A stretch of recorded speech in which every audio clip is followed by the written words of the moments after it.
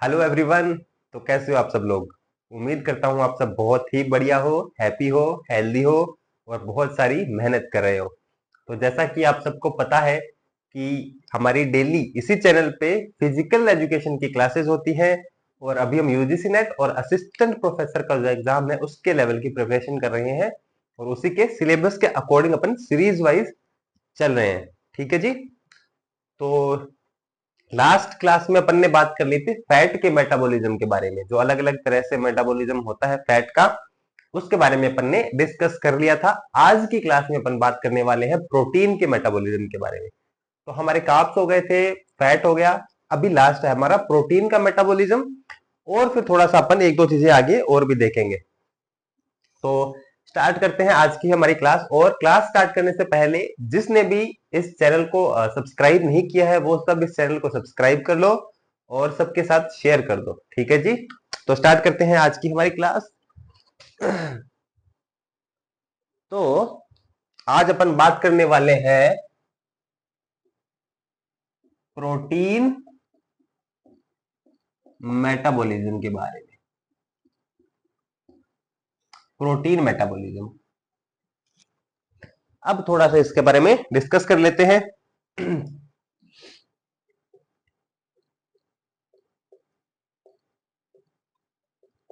Protein is mainly used for, protein का use ज्यादातर किसके लिए होता है? एक तो होता है for muscle growth and muscle repair,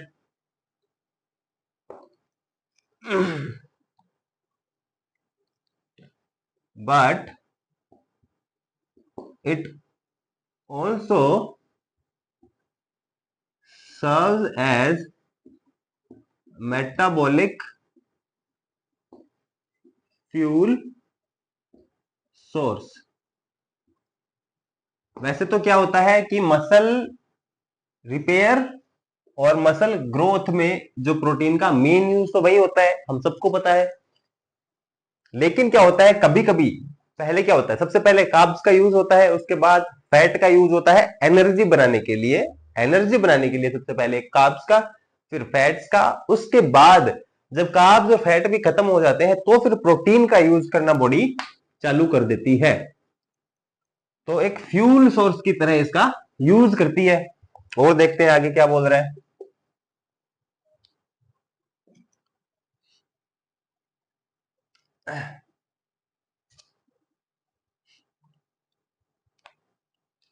they are not stored for later use,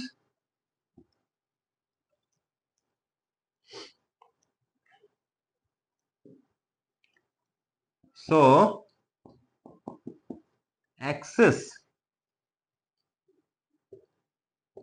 proteins are stored as triglycerides, या तो ये ट्राइग्लाइसराइड्स या फिर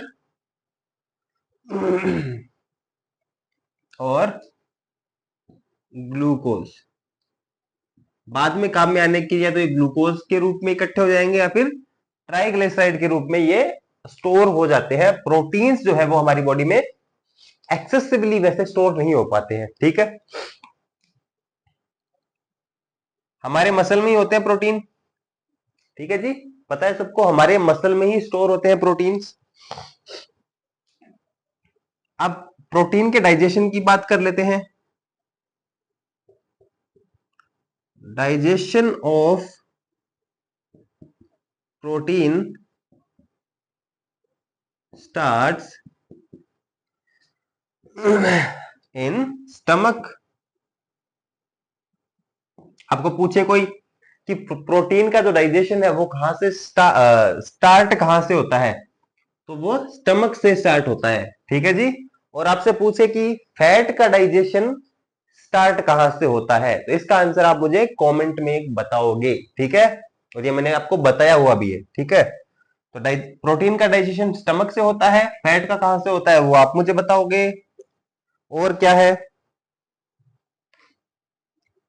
most absorption of protein occurs in small intestine. Protein का जो सबसे ज्यादा जो एब्जॉर्प्शन होता है, जहां पे एब्जॉर्ब होता है, वो कहां होता है? स्मॉल इंटेस्टाइन में। और फैट का कहां होता है वो भी आप मुझे बताओगे, ठीक है। दो चीजें आपको मुझे बतानी है अभी के अभी। एक तो स्टार्ट कहां से होता है, फैट का जो एब्जॉर्प्शन डाइजेशन है वो फैट का कहां से स्टार्ट होता है, और फैट का एब्जॉर्प्शन कहां होता है, कहां पे सबसे ज्यादा होता है, ठीक है। तो वो आप मुझे बताओगे। और देखते हैं,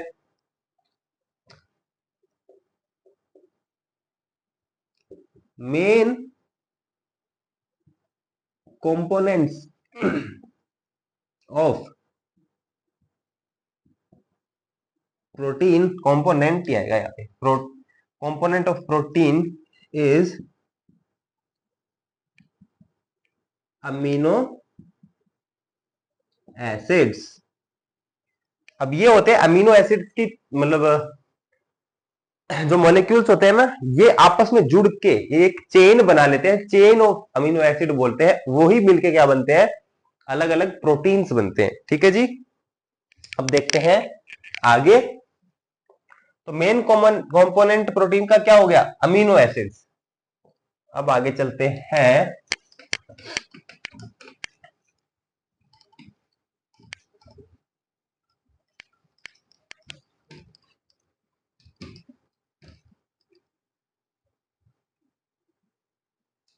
चलिए,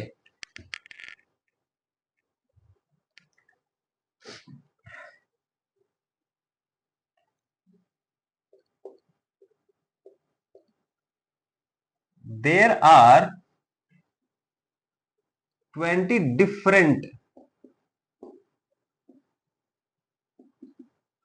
amino acids make up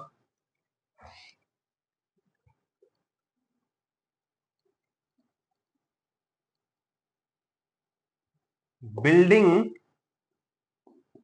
blocks of body।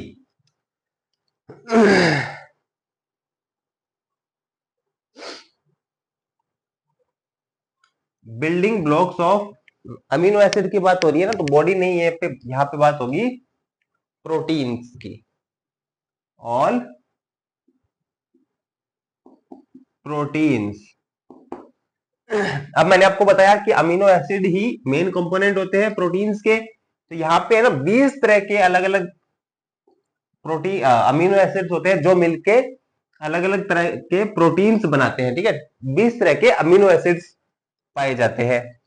और क्या है?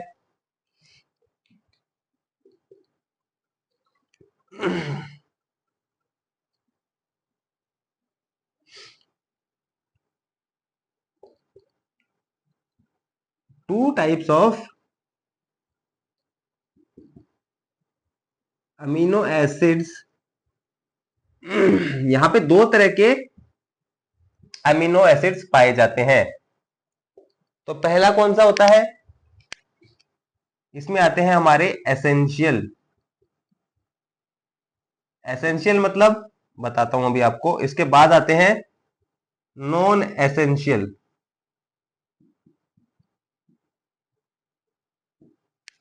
तो एसेंशियल मतलब body can not generate them, so we get them from diet। अब एसेंशियल्स मतलब हमें एसेंशियल है ये। एसेंशियल मतलब ये हमें खाना ही पड़ेगा, हमारी बॉडी इनको जनरेट नहीं कर सकती है, तो हमें क्या करना पड़ेगा, डाइट से इनको लेना पड़ता है, सीधी बात है। इसीलिए तो एसेंशियल हो गया ना कि भाई ये तो खाना ही पड़ेगा, क्योंकि ऐसे तो अपन को मिलने वाले नहीं है। नॉन एसेंशियल मतलब बॉडी कैन जनरेट देम, ठीक है, बॉडी इनको जनरेट कर सकती है, इसलिए डाइट से ले वो इतना जरूरी नहीं है, इसे नॉन एसेंशियल है ये। ठीक है, तो ये दो तरह के हो गए, एसेंशियल्स और नॉन एसेंशियल। अब आगे जो फैट के मेटाबॉलिज्म की जो प्रोसेस है वो देखेंगे अपन।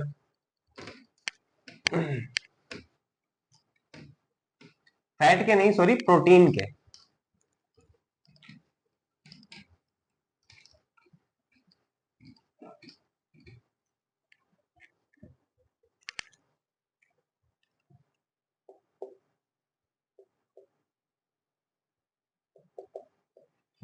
Following process occurs for protein metabolism. Protein के मेटाबॉलिज्म के लिए क्या प्रोसेस रहने वाली है, तो इसकी जो यहां से बता देता हूं का आपको। फर्स्ट स्टेप,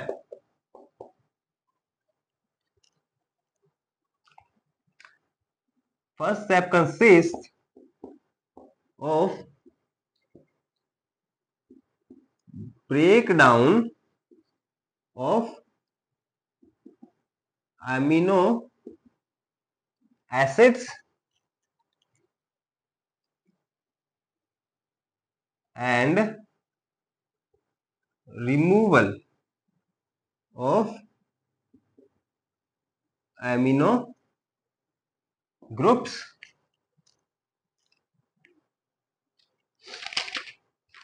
ठीक है, तो अब पहले स्टेप में क्या होगा, फर्स्ट स्टेप में होता है कि ब्रेक डाउन हो जाता है किसका, एमिनो एसिड्स का। ठीक है, एमिनो एसिड टूट जाते हैं। अब एमिनो एसिड जब टूटते हैं तो वहां से removal of amino groups, amino groups का रिमूवल होता है। एमिनो ग्रुप्स का मैं आपको बता दूं, यहां पे लिख देता हूं।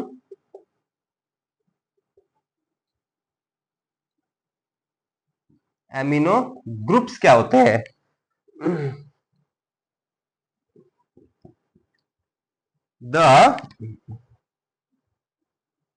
the part of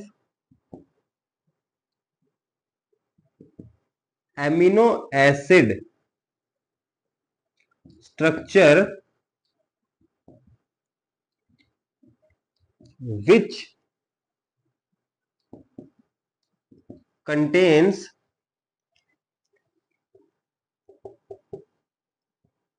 nitrogen and hydrogen. Amino groups का मतलब आपको समझ में आ गया होगा कि अमीनो एसिड्स के वो पार्ट जहां जिसमें क्या होता है, नाइट्रोजन होता है और हाइड्रोजन होती है, उस पार्ट को क्या कर दिया जाता है, रिमूव कर दिया जाता है फर्स्ट स्टेप के अंदर। ठीक है, तो ब्रेक डाउन कर दिया अमीनो एसिड्स का और अमीनो ग्रुप्स को क्या कर दिया, अलग कर दिया। और देखते हैं आगे। अब इस प्रोसेस में क्या होता है, यहां से अपन देखेंगे अगली process. In this process ammonia is generated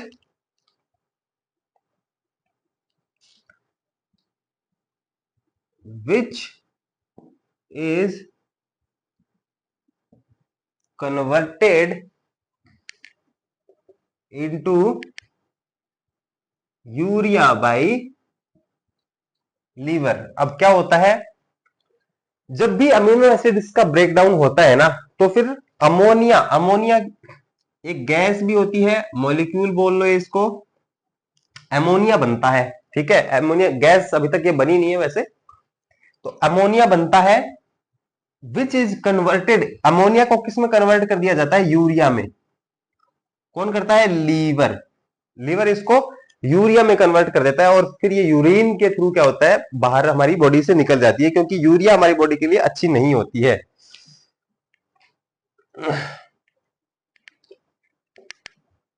urea then can be excreted through urine, मतलब हमारी यूरिन से क्या होता है, यूरिया बाहर निकल जाती है हमारी बॉडी से। ठीक है, इतना आपने देख लिया, अब आगे चलते हैं।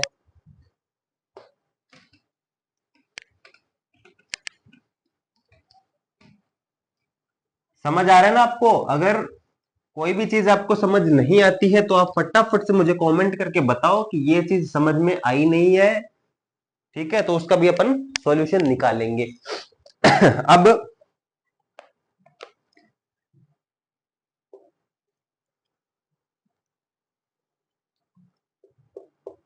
The amino acids can be converted into a compound called keto acid,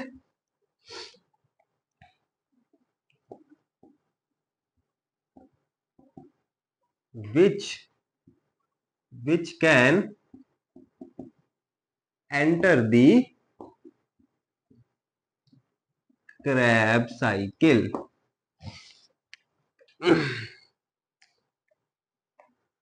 तो एक तो क्या होता है, यहां से एक कंपाउंड बन गया। कौन सा कंपाउंड बना? Keto acid. और कीटो एसिड कहां जाएगा?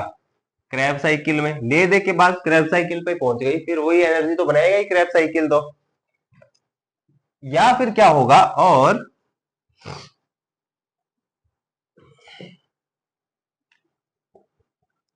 It can also be converted into pyruvate,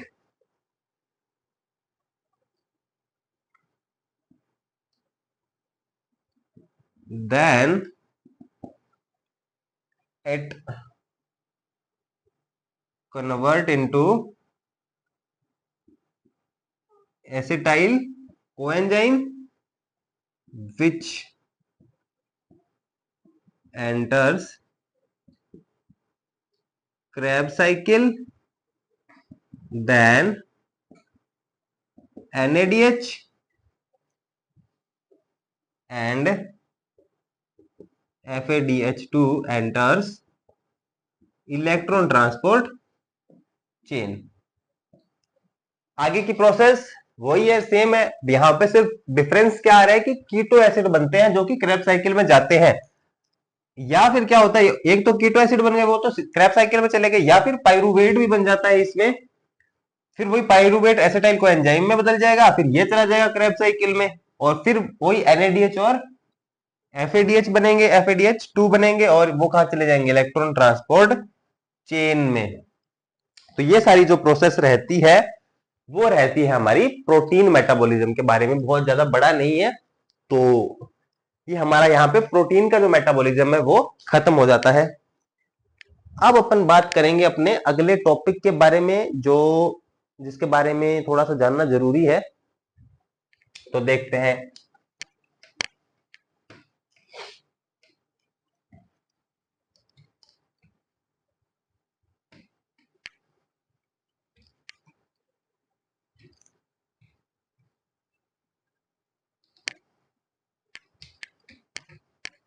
ये हो गया हमारा प्रोटीन मेटाबॉलिज्म। अब अगला जो हमारा सिलेबस के अकॉर्डिंग अपन देखें तो आता है methods of measuring energy cost of exercise. लिख देता हूं मैं, methods of measuring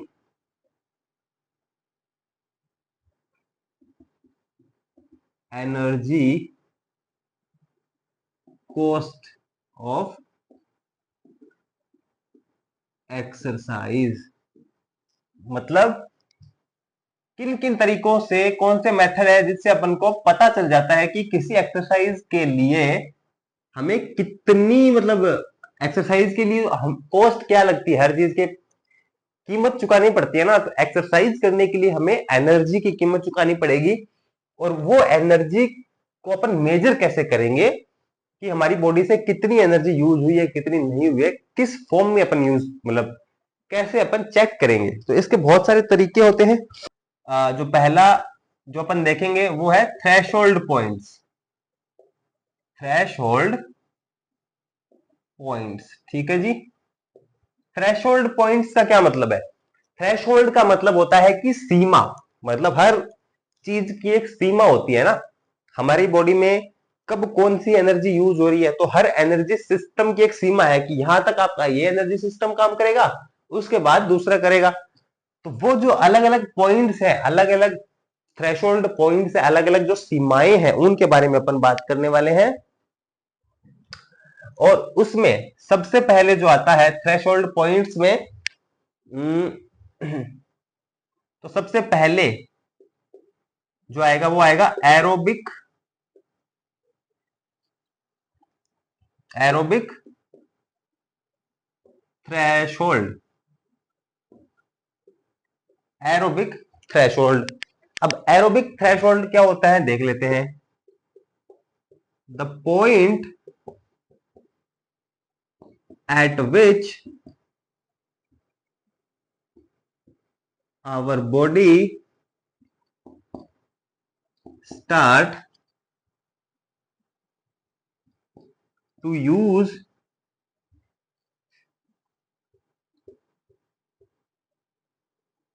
anaerobic energy which was primarily using aerobic energy। मतलब हमारी बॉडी का जो वो पॉइंट आता है जहां पे हमारी बॉडी क्या करती है, एनारोबिक एनर्जी लेना शुरू कर देती है, एनारोबिक लेना शुरू कर देती है। जो शुरू में प्राइमरीली क्या ले रही थी, एरोबिक एनर्जी ले रही थी। क्यों ले रही थी कि शुरू में तो क्या होता है, अपन एक्सरसाइज कर रहे हैं, अपन को ऑक्सीजन मिल रही है, अच्छे तरीके से ऑक्सीजन अपन यूज कर रहे हैं, ऑक्सीजन कर रहे हैं, उससे अपन को एनर्जी मिल रही है, तो ये प्रोसेस चल रहा है एरोबिकली। अब क्या होता है, थोड़े टाइम बाद ऑक्सीजन की जब कमी होती है, वहां से हमारी बॉडी एनारोबिक एनर्जी लेना, बिना ऑक्सीजन के, एनारोबिक मतलब विदाउट ऑक्सीजन, तो विदाउट ऑक्सीजन मतलब या विदाउट बोल लो या फिर बहुत कम अमाउंट में ऑक्सीजन होती है, उसके साथ एनर्जी लेना शुरू कर देती है। तो जब ये पॉइंट आता है ना, जब एरोबिक से एनारोबिक में बॉडी एनर्जी लेना शुरू करती है, उस पॉइंट को बोलते हैं एरोबिक थ्रेशोल्ड।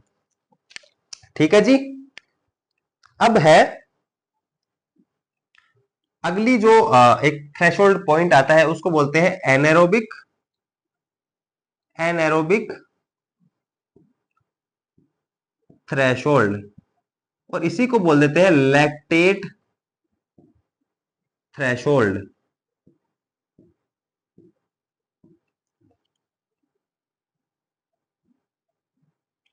अब ये देखते हैं ये क्या होता है।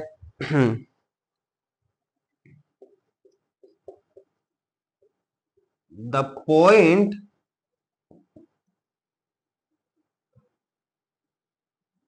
at which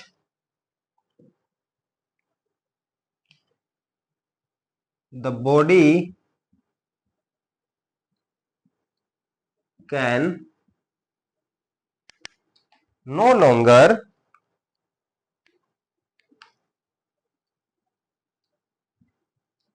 clear lactic acid as fast as it accumulates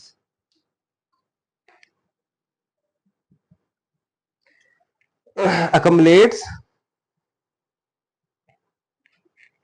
in bloodstream।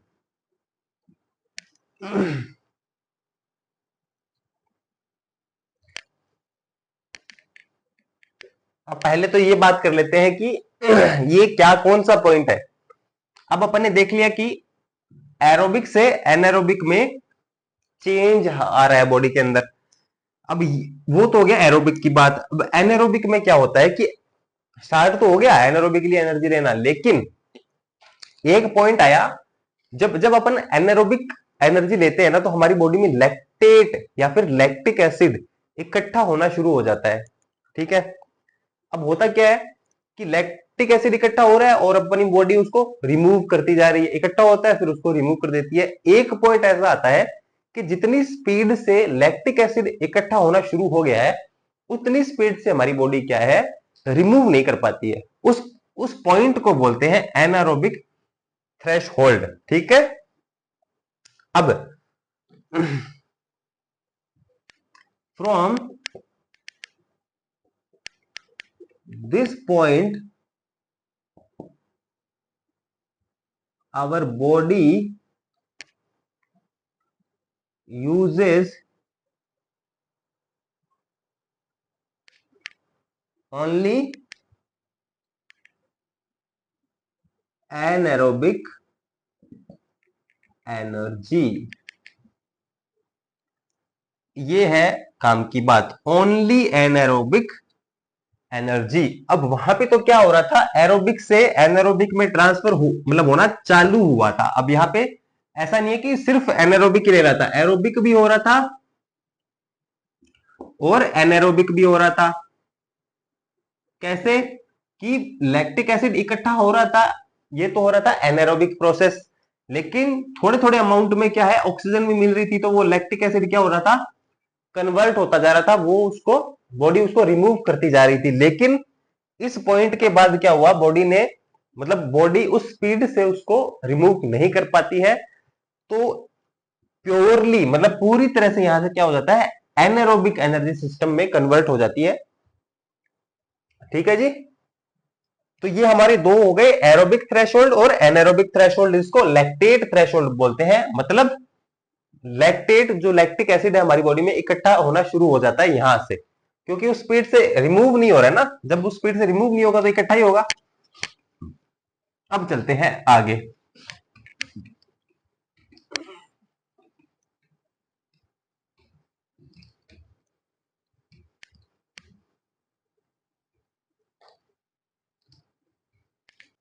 अब इसके बाद जो अगली हमारी जो पॉइंट आता है, थ्रेशोल्ड पॉइंट जो आता है, उसको बोलते हैं क्या है, ओब्ला। इसकी फुल फॉर्म ध्यान रखना, onset of blood lactate accumulation।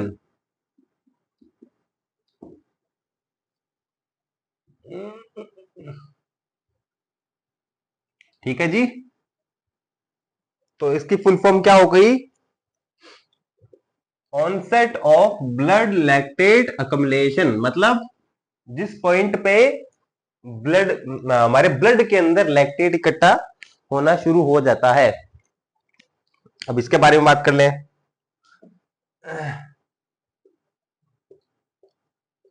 Point at which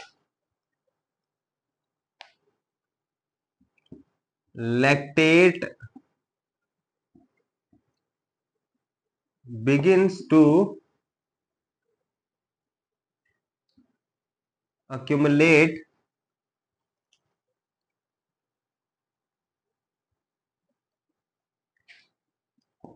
in blood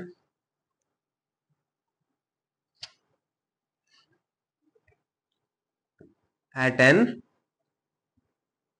accelerated rate।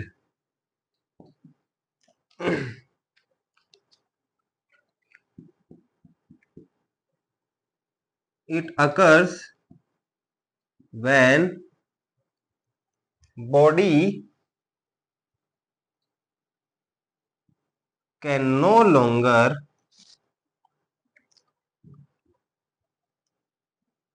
efficiently clear lactic acid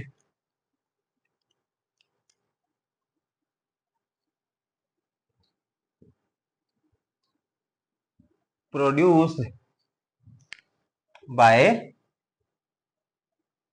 muscles. मतलब अब ये वो पॉइंट आ गया है जहां से हमारी बॉडी क्या हो, मतलब जो लैक्टिक एसिड इकट्ठा होना हो शुरू तो हो गया था लैक्टेट थ्रेशोल्ड पे ही या फिर एनारोबिक थ्रेशोल्ड पे ही, क्योंकि जनरेट मतलब मान लो कि लैक्टिक एसिड इकट्ठा तो इतना हो रहा है, ठीक है, हमारी बॉडी रिमूव कर पा रही है इतना ही, तो ये इतना इकट्ठा हो गया है ना। अब इस पॉइंट पे क्या होता है कि ये इकट्ठा होना तो इतना इकट्ठा हो रहा है और रिमूव कितना कर पा रही है, इतना ही बस। तो ये बहुत एक्सेलरेटेड रेट पे मतलब बहुत ज्यादा इकट्ठा होना शुरू हो जाता है। मतलब ये वाला तो इतना कंसिडर भी नहीं करते हैं जितना ये करते हैं, ये तो बहुत ही ज्यादा हो गया ना, ब्लड के अंदर बहुत ज्यादा इकट्ठा होना शुरू हो गया है। तो उस पॉइंट को बोलते हैं OBLA, on the top blood lactate accumulation. तो ये चीज आपको ध्यान में रखनी है। तो ये हमारे थ्रेशोल्ड पॉइंट्स हो गए हैं। अब अपन बात करने वाले हैं कुछ और मेथड्स के बारे में। छोटे छोटे कॉन्सेप्ट है, ज्यादा अपन को दिमाग पे जोर देने की जरूरत नहीं है, लेकिन आपको ध्यान में जरूर रखना है कि कौन सा कॉन्सेप्ट है, इसका मतलब क्या है, ये आपको पता होना चाहिए। तो अगला जो आता है पहले अपन ने थ्रेशोल्ड पॉइंट्स देख लिए, अब है basal metabolic rate. Basal metabolic rate, basal metabolic rate क्या है?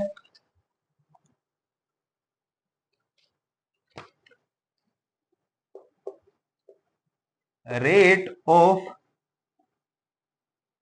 Energy expenditure of an organism at rest but not at sleep। मतलब बेसल मेटाबॉलिक रेट है, मतलब उस टाइम पे हमारी किसी भी ऑर्गेनिज्म का, हमारी नहीं, मेटाबॉलिज्म कैसे किस रेट पे काम करता है जब वो जो ऑर्गेनिज्म है या फिर हम है, हम कोई एक्टिविटी नहीं कर रहे हैं, हम मतलब रेस्ट में है, ठीक है, लेकिन सोए नहीं है। Not at sleep but at rest. तो रेस्ट के टाइम पे जो मेटाबॉलिक रेट होती है या फिर मेटाबॉलिज्म जिस स्पीड से काम करता है उसको बोलते हैं basal metabolic rate. It is measured by calculation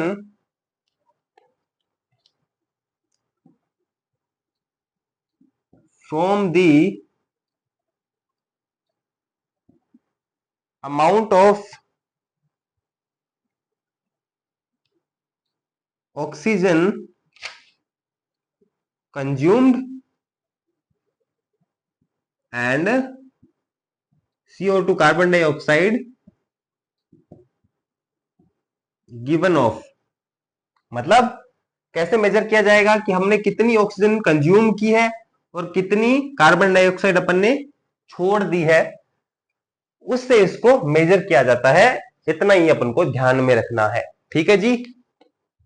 तो ये हो गया हमारा बेसल मेटाबॉलिक रेट। अब चलते हैं आगे।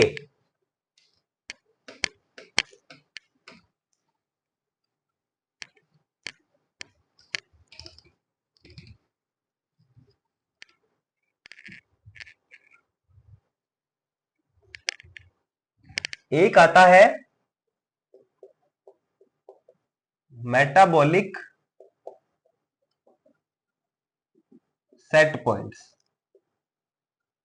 मेटाबॉलिक सेट पॉइंट्स, अब ये क्या है? The average rate at which steady metabolism runs. मतलब एवरेज स्पीड पे हमारा जो मेटाबॉलिज्म है वो कितना, क्या उसकी एवरेज स्पीड क्या है काम करने की मेटाबॉलिज्म के, उसको बोलते हैं metabolic set points. People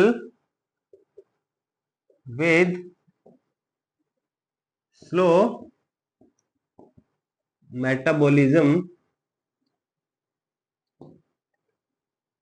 store more fat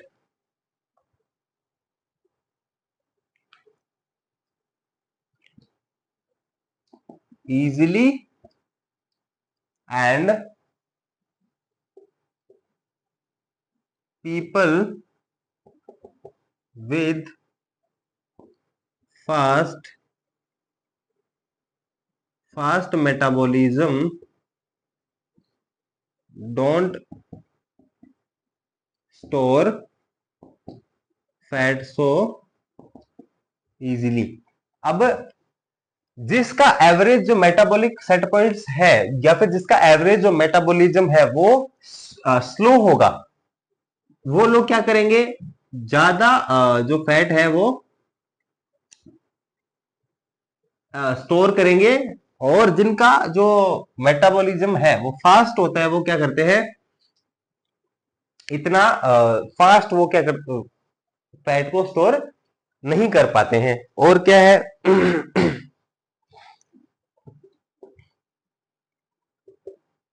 going on A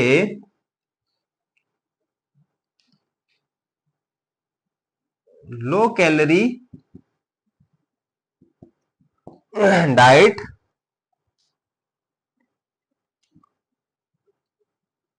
causes the body to slow down its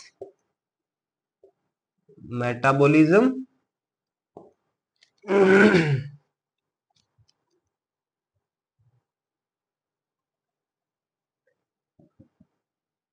in an effort to conserve energy. अब ये क्या बोल रहा है, जब अपन बहुत लो कैलोरी डाइट खाते हैं ना, हमारी डाइट में कैलोरी ज्यादा नहीं होती है, तो होता क्या है, हमारी बॉडी क्या करती है, हमारा जो मेटाबॉलिज्म है ना, मेटाबॉलिज्म उसको क्या कर देती है, स्लो कर देती है। क्यों करती है? एनर्जी को कंजर्व करने के लिए। अब हम लोग कैलोरी डाइट ले रहे हैं लेकिन हमारी बॉडी को काम करने के लिए कैलोरी ज्यादा चाहिए, ठीक है, तो हमारी बॉडी क्या करेगी, हमारा मेटाबॉलिज्म को स्लो कर देगी ताकि हमारे पास कैलोरी बची रहे, ठीक है, धीरे मतलब बहुत उसको ढंग से यूज करेगी उसको, मतलब क्या बोलते हैं, एक वर्ड है मेरे ध्यान में नहीं आ रहा।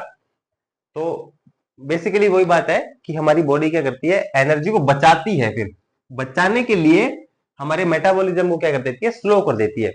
और स्लो मेटाबॉलिज्म का मतलब क्या हुआ कि फैट ज्यादा स्टोर होगा हमारी बॉडी में, ठीक है, तो फिर लो कैलोरी डाइट से भी काम चल जाएगा।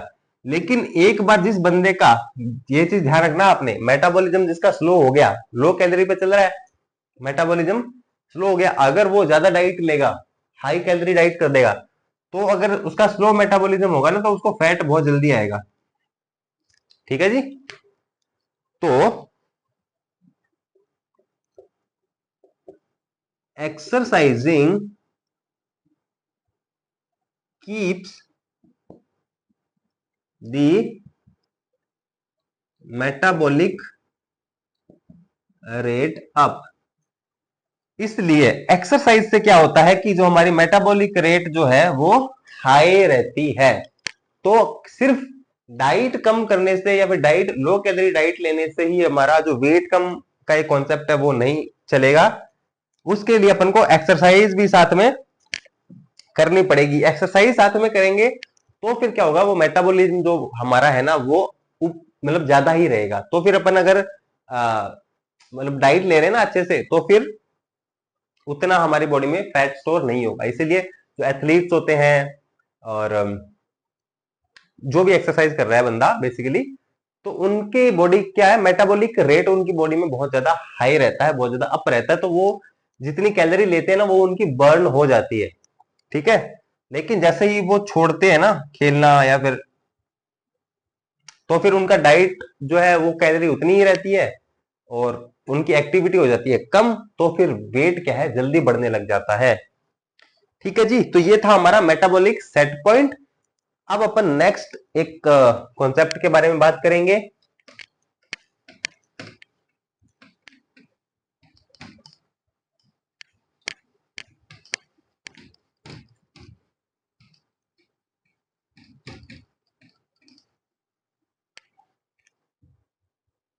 अगला जो हमारा कॉन्सेप्ट आता है वो है VO2 मैक्स। VO2 मैक्स क्या होता है?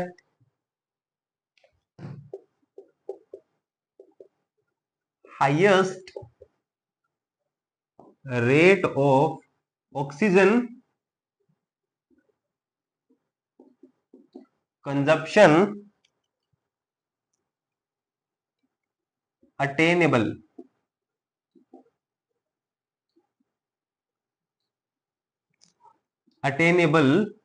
During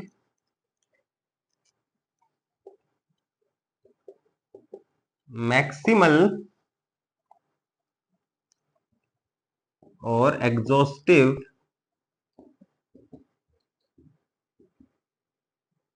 exercise. मतलब कि हम एक्सरसाइज कर रहे हैं, उसकी एक लिमिट है ना, हम कितनी लिमिट तक एक्सरसाइज कर पाते हैं। ठीक है, हमने मैक्सिमम एक्सरसाइज कर ली, ठीक है, एग्जॉस्ट हो गए पूरी तरह से, एक्सरसाइज कर ली। उस पॉइंट तक जहां पे अपन मैक्सिमम एक्सरसाइज कर पाते हैं, उस टाइम पे हमारा ऑक्सीजन जो कंजप्शन है ना वो कितना होता है, किस रेट पे वो ऑक्सीजन कंजप्शन हो रहा है जब अपन मैक्सिमम एक्सरसाइज कर लेते हैं, उस टाइम पे उसको बोलते हैं VO2 मैक्स। VO2 मैक्स का मतलब क्या होता है? देखो, मोर VO2 मैक्स, मोर एरोबिक कैपेसिटी। सीधी सी बात है, जिसका VO2 मैक्स ज्यादा होगा उसकी एरोबिक कैपेसिटी भी ज्यादा होगी। ठीक है, ये सीधी सी बात आपको ध्यान रखनी है। तो एंडोरेंस जो एथलीट्स होते हैं ना उनका VO2 मैक्स हमेशा ज्यादा ही होता है, तो उनकी एंडोरेंस जो कैपेबिलिटीज है वो भी ज्यादा ही होती है। तो ये आज अपन ने दो चीजें देख ली, एक तो प्रोटीन का मेटाबॉलिज्म अपन ने देख लिया, एक अपन ने देख लिया कि methods of measuring energy cost. ये मेजर मेथड्स है, बाकी बहुत छोटे छोटे से हैं और वो काम के भी नहीं है। ठीक है, फालतू में कंफ्यूज भी हो जाओगे। तो ये अपन ने मेथड्स देख ली हैं, चार है, और अपन ने एक थ्रेशोल्ड पॉइंट देखे थे, उसमें भी 3 देखे थे अपन ने। तो ये अपन ने आज की क्लास जो थी हमारी इसी मुद्दे पे थी। अब नेक्स्ट क्लास में अपन कुछ रिकवरी मेथड्स है, रिकवरी की एक प्रोसेस है ना, उसके बारे में अपन बात करेंगे। तो ये थी आज की हमारी क्लास। उम्मीद करता हूं आपको वीडियो अच्छी लगी होगी। अगर आपको वीडियो अच्छी लगी है तो वीडियो को लाइक कर दो, चैनल को सब्सक्राइब कर दो और सबके साथ शेयर जरूर कर दो। और हमारे जितने भी टेलीग्राम, इंस्टाग्राम और व्हाट्सएप के जो ग्रुप्स है वहां पे हमें ज्वाइन कर लो। इसी के साथ हमारी क्लास को समाप्त करते हैं। Thank you so much.